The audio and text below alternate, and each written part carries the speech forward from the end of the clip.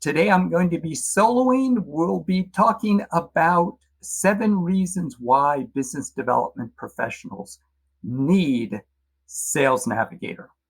So I'm going to be talking about one of my favorite topics in the Sales Nav and LinkedIn universe.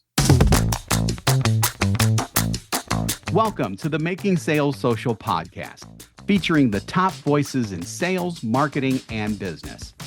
Join Bryn Tillman, Stan Robinson Jr., and me, Bob Woods, as we each bring you the best tips and strategies our guests are teaching their clients so you can leverage them for your own virtual and social selling. Enjoy the show. Hello, good day all. I'm Stan Robinson, co-host of Making Sales Social. Today I'm going to be soloing. We'll be talking about 7 reasons why business development professionals need Sales Navigator. So I'm going to be talking about one of my favorite topics in the Sales Nav and LinkedIn universe. As we've mentioned before, with Sales Navigator, of course, it's a premium version of LinkedIn. And what sets it apart from the LinkedIn mothership, so to speak, is that it is specifically designed to help business development professionals stay focused on revenue generating opportunities. So when you log into Sales Navigator and you look at your home page, there is no extraneous information on your homepage that is not related to sales opportunities. So you basically determine what appears on your homepage in terms of accounts and leads based on the accounts and leads that you save, and then Sales Navigator's algorithm helps to highlight and bring to the surface potential opportunities based on what you've told it by the accounts, which are companies and organizations, and the leads, which are individuals that you have saved. So let's start with lists. One of the first reasons why business development professionals will want to use Sales Navigator is that it helps you to organize your accounts and leads in the form of lists, and you determine which lists make the most sense for your particular use case. So as an example, logical lists to have include client lists, lists of your prospects. If you partner with other organizations, it's a good idea to put together a list of your partners.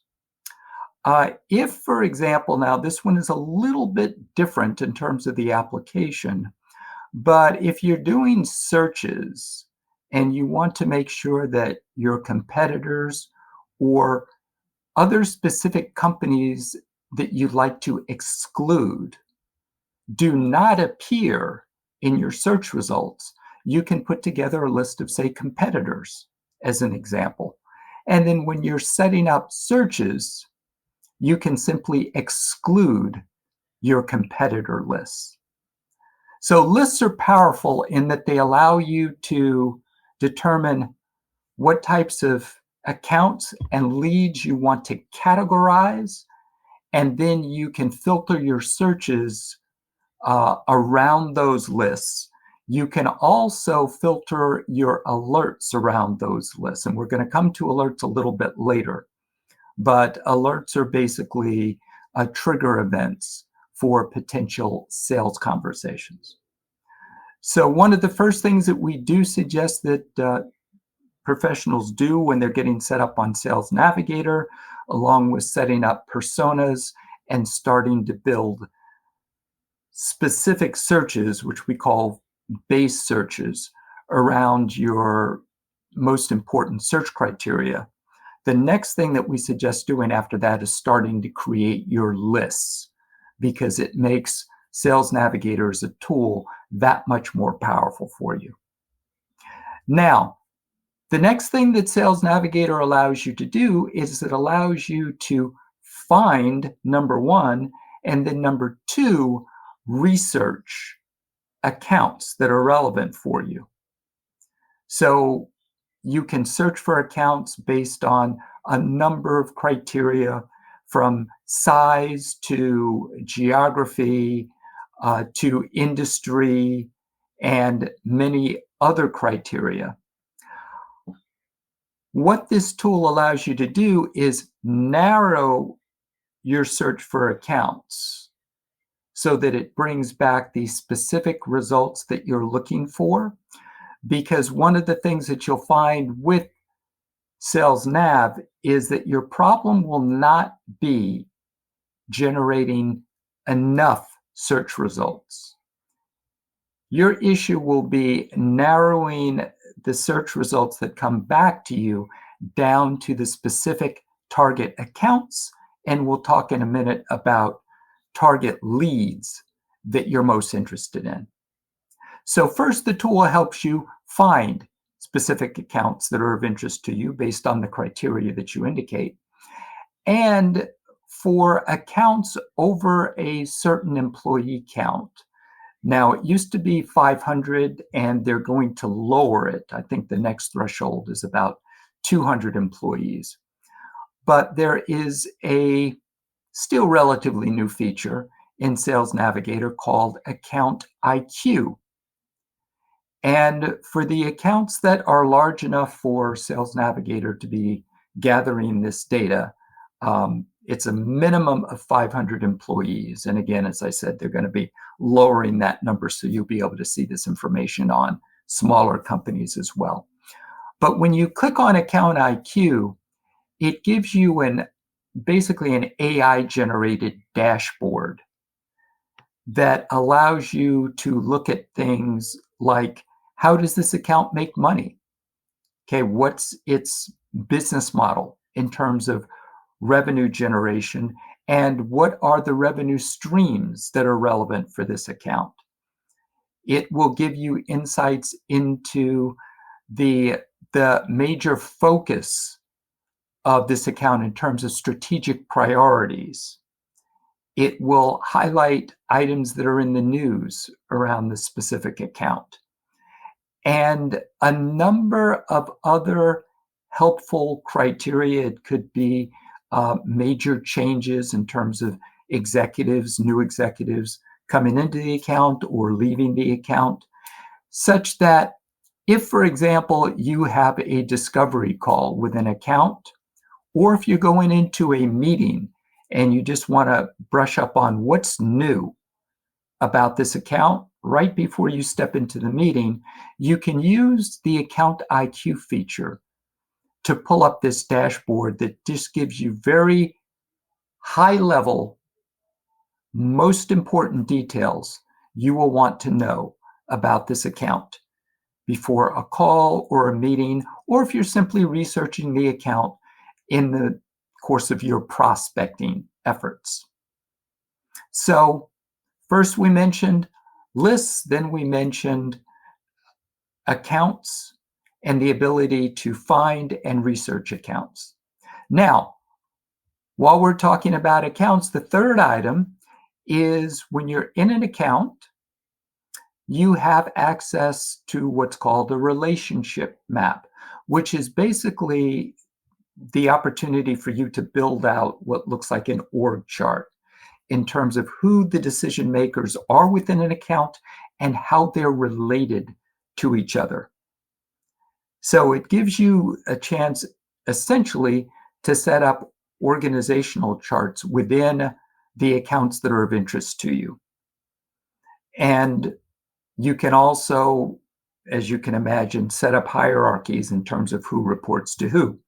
One very new feature that will be extremely helpful when you're building out these, what Sales Navigator calls relationship maps, which are like org charts, is Sales Navigator will show you all of the people within an account who are on LinkedIn. And that's extremely helpful. But there will be times when you're trying to build an org chart and you know what role or title should fit a particular position within the org chart, but you don't know exactly who meets that criteria. You don't have a name. Perhaps the company is using a different title than what you're used to. Now you have the option to put in a placeholder right into your relationship map so that you can essentially say, okay, this is the person that I'm looking for. It's the operations director, but I haven't found that specific LinkedIn profile. So I want just a placeholder that says operations director, or whatever that particular role may be. So the relationship map, again, helps you to organize things within accounts so that you can see who the relevant stakeholders are within an account visually. And next, we'll talk about lead filters. So we've talked again about lists. We've talked about being able to search and for accounts and research within accounts. We've talked a little bit about the relationship map, which is part of the account view. Next are leads and lead filters. Now, as you know, when you come across an individual that's of interest to you on Sales Navigator, you can save them with a click. They are not notified when you save them, but it does notify Sales Navigator's algorithm that this is a person of interest to you, and it will start to show you news items, if that person is posted, and other items of interest to you, such that you can basically keep track of what's going on with that particular lead. And of course, you can use Sales Navigator's lead filters to narrow your searches down to individuals that meet your specific search criteria. People that meet your ideal customer profile, if you will. And there are numerous search filters because, again, your challenge on Sales Nav is not going to be finding enough people to reach out to and start to build relationships with. It's going to be narrowing the search results down from 5,000 to 1,000 to 500 to 100 to 200, which becomes a more manageable number of leads for you to actually start to reach out to on a consistent basis and contact over a period of a few weeks. So, as I'm sure you remember, you can search for criteria ranging from geography to title to function to seniority level to education level and many other criteria that allow you to zero in on the specific decision makers that will be of interest to you. And of course, then you can save those people. You can organize them based on lists. And again, we talked about lists as it relates to accounts, but lists are also a super important tool when it comes to leads as well. Now, next, we mentioned the fact that there are about over 900 million LinkedIn users. And your goal is to narrow these down to the people that are most of interest to you. And once you've narrowed things down based on basic search filters like title and geography, potentially industry and others, one of the most valuable things to know is, of all these people that have come back in these search results, which ones are actually active on LinkedIn? Because that will give you an indication who's most likely to respond to a LinkedIn invitation to connect. If you find their content and you engage with it, who's likely to see that content because they're actually on LinkedIn. And one of the filters that you can search by is posted on LinkedIn in the past 30 days. So that is an extremely valuable filter that helps you narrow down the people who are most active on LinkedIn. And so when you use that filter, when you use that toggle posted on LinkedIn in the past 30 days, Sales Navigator will also show you their posts. So when you come to that person's profile on Sales Nav, you can look at their most recent posts. You can mouse over their posts and it will highlight the content of the post so you can quickly scan and look for posts that give you an opportunity to actually engage. And of course, when we talk about engagement, we're talking about adding something substantive to the discussion. We're not talking about adding promotional content or anything along those lines. We're talking about adding something of value to that particular conversation. And when you do engage, it's a good idea to tag the person who posted so they are notified that you help to amplify their post by adding an insightful comment on it. And so commenting, tagging the person when you've commented on their content is a great way of simply, in a very light touch and helpful way that adds value by commenting on their post, it helps to get you on their radar and makes you more visible to them, even before you invite them to connect on LinkedIn. Now, the next two things we're going to wrap up with are alerts and smart links. Alerts are something that appear on your homepage when you log in to Sales Navigator. Right in the middle of the homepage, you'll see alerts. We've talked about lists, and the wonderful thing is you can filter your alerts based on lists that you've set up, if you choose to do that. And alerts are simply trigger events or potential opportunities for you to start a conversation with someone. Alerts appear for both accounts and for leads. Now, for accounts, for example, an alert can be something like a funding event. And this is where LinkedIn's algorithms help you by surfacing information that you may not have otherwise come across. So if an account has recently gotten funding from a source, you can see that under alerts, under accounts. If, in terms of leads, there are alerts around individuals that have recently posted, if they have changed jobs, either within an organization or they've moved to another organization, those types of things are helpful to know. If it's an individual, if they've appeared in the news. If it's an account, if they've appeared in the news. And all of those are opportunities for you to potentially start a conversation.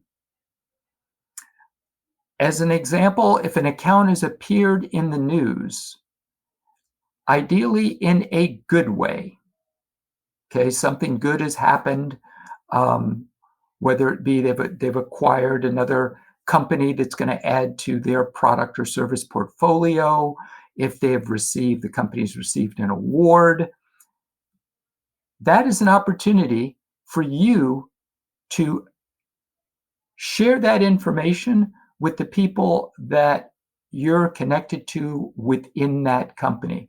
Because a lot of times they will not be aware of news events about their company, particularly if they're part of a large organization where there's a continual flow of news events, press releases, social media posts, etc., related to that company. So if it's a lead and there's something good about their company, you can share it with them. Say, hey, don't know if you've seen this good news about your company, but just wanted to share it with you. Congratulations. So alerts are extremely valuable just in terms of helping you keep on top of the continual torrent of information that's coming at us about accounts and individuals that are of interest to us. The last one that I'll mention in terms of these 7 are smart links. Now, as you may know, smart links are a tool that is available with the Advanced and Advanced Plus versions of Sales Navigator. And it's a tool that allows you to share multiple pieces of content through one link. So you can share one link, and within that link, attach everything from PDFs to PowerPoint presentations to video links and content that you feel would be of value to the person or people that you're sharing it with. So that alone is very valuable because you can share content with just a link instead of in the form of attachments, which will often get flagged by email. However, just as valuable when it comes to smart links are the analytics. Because once you do share a smart link, when they open and look at content within that, you will get analytics indicating when they've opened what you've shared, indicating which documents or pieces of content you've shared that they've actually looked at, and how long they've spent looking at each piece of content, which can be extremely valuable business intelligence. And we have cases, Bryn mentioned cases of people that she shared, say, a proposal with months ago, and this could even be years ago. And nothing came of the proposal at the time, but she received a notification that someone had looked at a proposal. Again, that she may have sent several months ago, no contact with them since then. But all of a sudden, she gets a notification that someone has looked at the proposal. And that is a signal to you to touch base with the person, because the only reason that they would look at content that you sent, particularly a proposal, is because there's something of interest there. And they may not contact you otherwise. So except for the smart link notification, you would never have known that they were interested in what you had to offer. So those are the 7 things. Again, we talked a little bit about lists. We talked about the ability to filter and research accounts. We talked about the relationship map, which within accounts allows you to build your own org chart specific to you. We talked about lead filters and narrowing down on your specific individuals that are of interest. We talked about prioritizing who you reach out to first by looking at who's posted on LinkedIn in the past 30 days. Alerts, trigger events, which are potential conversation starters for you, and the power of smart links. So I hope that helps. If you would like to see this again, of course, it will be on LinkedIn Live, but you can also go to socialsaleslink.com/podcasts to see this and other podcasts on other topics all about social selling. So as you go forward this week, we encourage you to make your sales social. Have a great day. Don't miss an episode. Visit socialsaleslink.com/podcast. Leave a review down below. Tell us what you think, what you learned, and what you want to hear from us next. Register for free resources at linkedinlibrary.com. You can also listen to us on Apple Podcasts, Spotify, Stitcher, and Google Play. Visit our website, socialsaleslink.com, for more information.